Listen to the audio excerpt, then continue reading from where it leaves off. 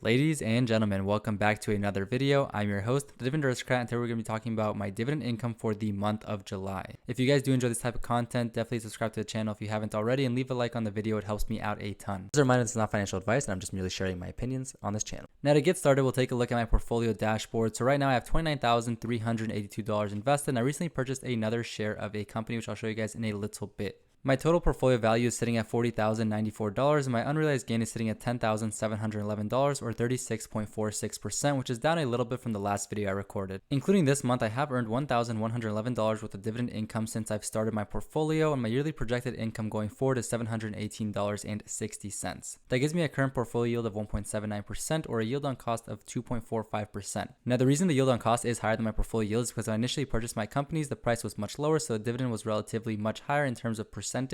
But now that the price has appreciated much faster than dividend increases have happened, the yield has gone down for my total portfolio. We're down about $104 on the day, which is not too bad. I was down a lot more yesterday, and then my cash position is sitting at $5,767 minus about $200, which I recently used for a purchase. In total, I own 24 unique holdings, and I do plan on trimming these positions down just a little bit. Taking a look right here, we can see this table, which shows how much I've invested and how much dividends I've received per year since 2020 when I initially started investing into this portfolio. In 2020, I only invested $2,800, and if we fast forward 2023 and 2022, you can see I invested $10,000 each year. So far in 2024, I have invested $3,428, but I do plan on investing a total of $12,000 into the portfolio by the end of the year. Now, any money from that $12,000 that I don't end up investing by the end of the year, I will just have sitting in a money market fund, so at least it'll still be earning interest till I find a place to put it.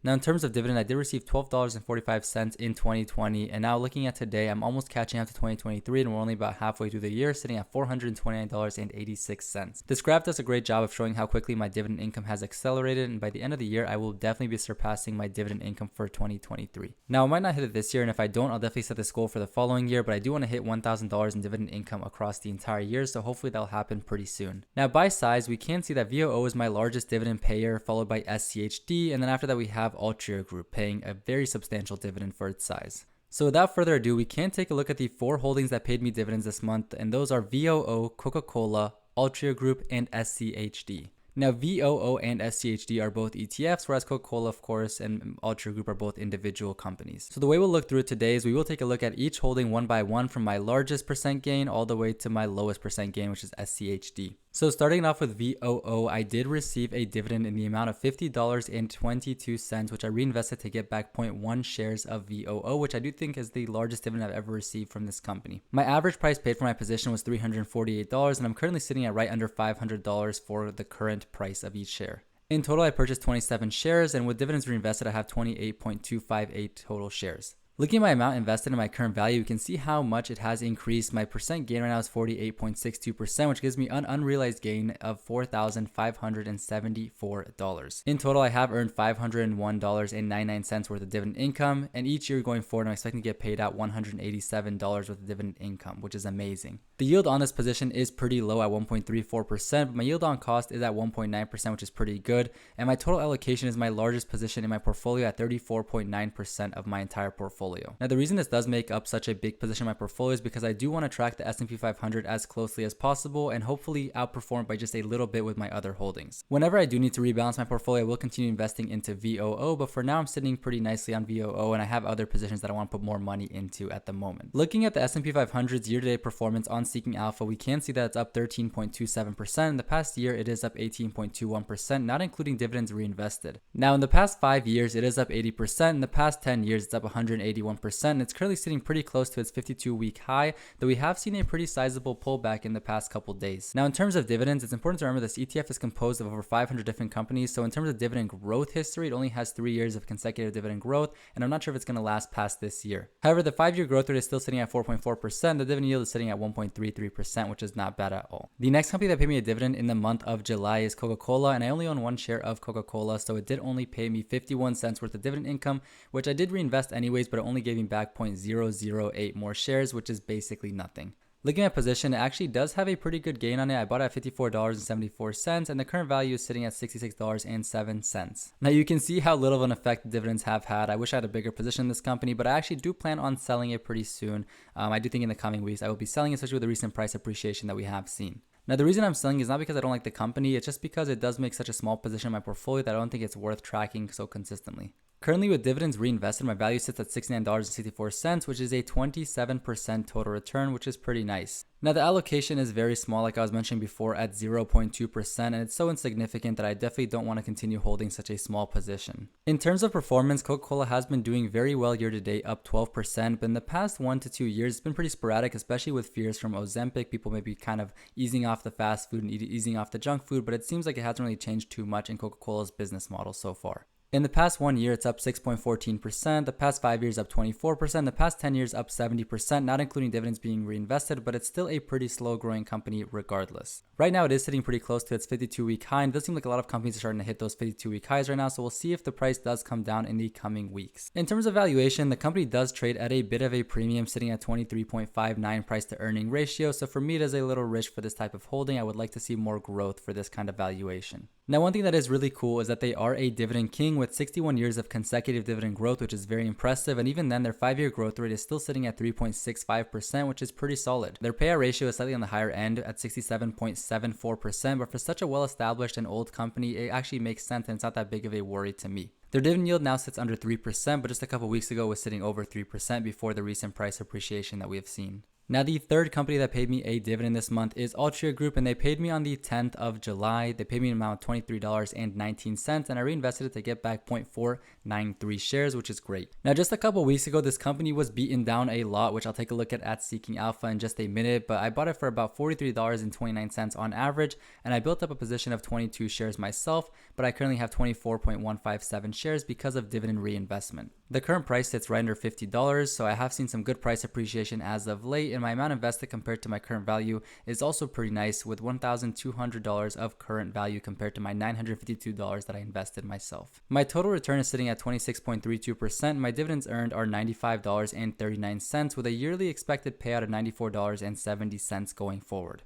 Now, I do prefer to hold lower dividend yielding positions overall because I do believe that they'll be better in terms of total return and also dividend growth in the future, but I actually like Altria Group and I do like to hold them for that nice dividend income, and it is fun to get a slightly higher dividend than you would usually expect from other companies.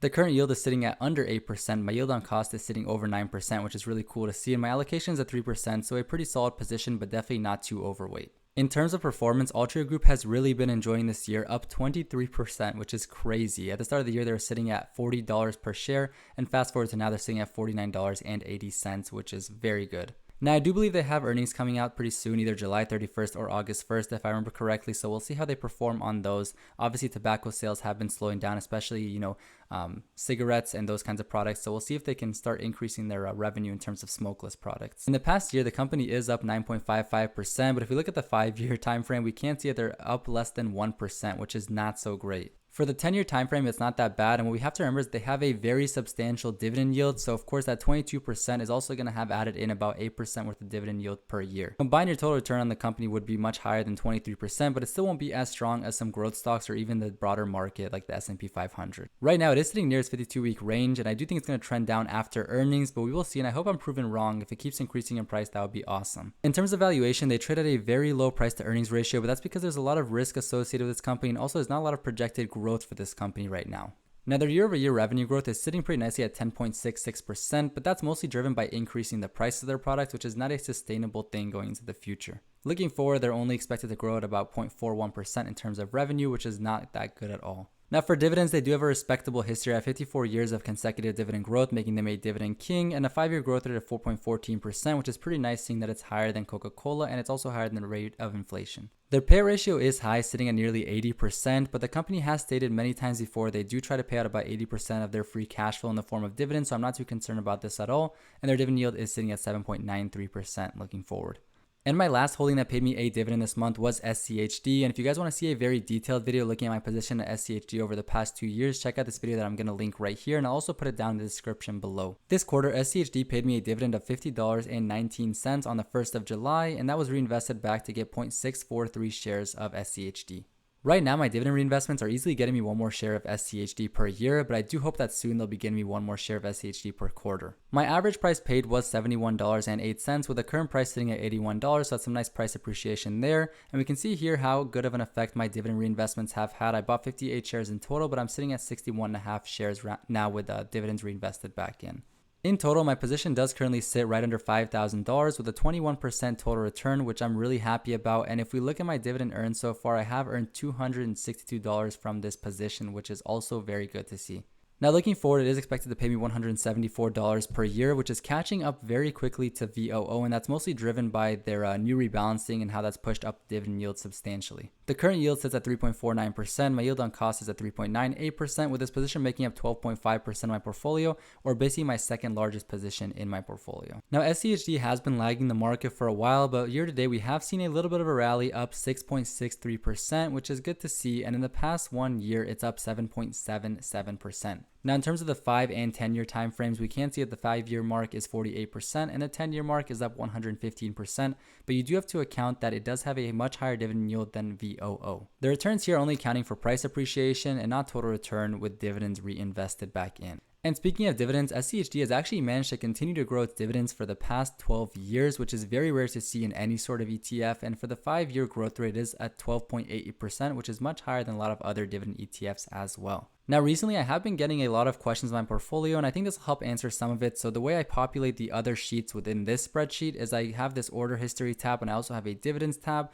and in there I put every single order and all the information associated with that order, and that populates the other sheets. So right here you can see that this month I made one new purchase, and that is Visa. I bought one share of Visa at $255 after earnings and after it dipped after those earnings. Now I do have other orders set out there at different strike prices, one at $240 I believe, and some other ones maybe a little bit higher than that. So if they do execute, I'll be happy to pick up some more shares, but if not, I'm fine sitting on the sidelines for now. I do think sooner or later we will see a correction in the stock price for this company and a lot of other companies. I just don't want to jump in too heavily just yet. Now in terms of dividend history, I do have an identical section right here, and you can see here every single order: SCHD, Coke, VOO, and Altria Group. And we can also see here how much the total order was, how much of the quantity invested, and the price at which it executed the order. Now real quick, looking back at this time last year, we can see that the dividends were much lower for SCHD, not so much lower for Coca-Cola, but just a little bit lower for Coca-Cola, and significantly lower than for VOO and Altria Group. Now some of this is just from purchasing more shares, but it's also from the dividends being reinvested back into the company, and also dividend increases that these companies have announced. Now to wrap up this video, I do want to look at my monthly breakdown section. What this shows me is how much I invested each month for each year and how much dividends I've received each month in each year. So we can see it starts all the way up in 2020, and I've also had it calculated all the way down to 2024. Now I also have conditional formatting set here to show me which month I've received the highest amount of dividends in my time investing. And so up until now, it's been December of 2023 at $121 for that month.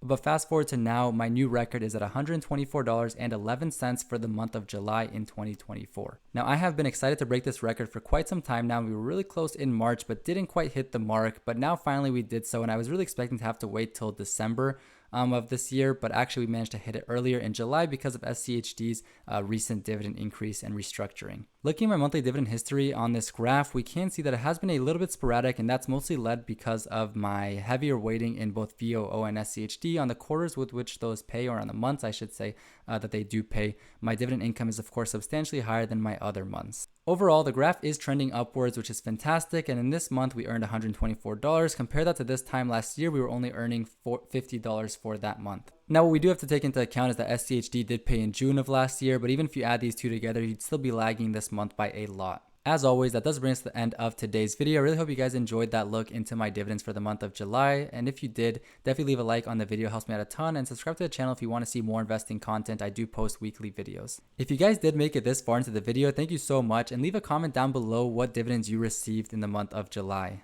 If you want to see last week's video where I do a deep dive into my position in SCHD that I've held for over 2 years now, check it out right here. And if you do want to see my 3 best performing stocks, check out this video right here. Remember, the best time to invest was 10 years ago. The second best time is today. I want to thank you guys for watching, and I will see you next week.